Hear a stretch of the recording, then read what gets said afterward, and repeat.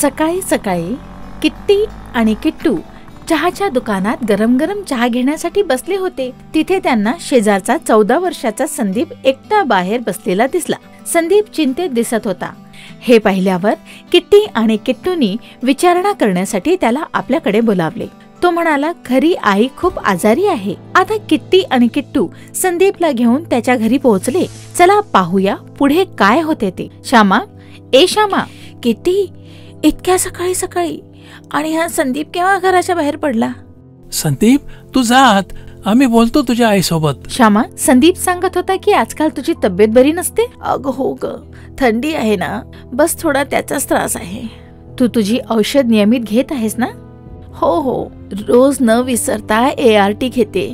शेवटी HIV सह स्वस्थ जीवन जगण्याची हीच तर पद्धत आहे ना. पण तरी काय झालं श्यामा?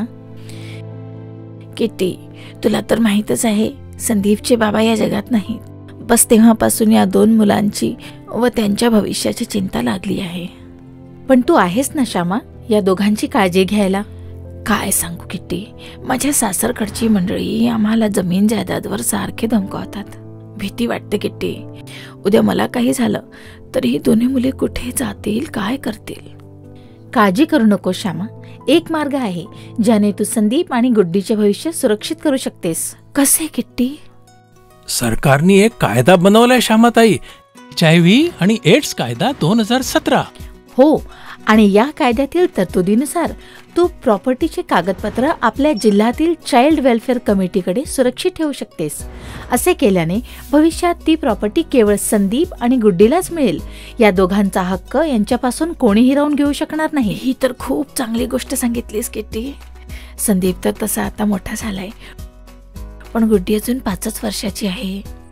ताई, त्याकरता पण या कायद्यामध्ये तरतूद आहे. माहित आहे, संदीप गुड्डीची school college admission, bank account सगळं काही सांभाळू शकतो एक पालक या रूपात.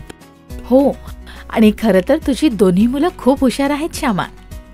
आता चिंता करणं सोड ताई, दोन्ही मुलांचं भविष्य आजच सुरक्षित कर.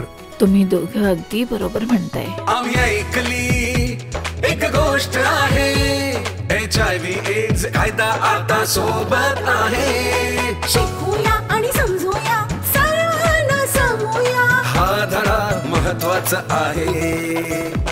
आम्ही ऐकली एक गोष्ट आहे, HIV AIDS कायदा आता सोबत आहे.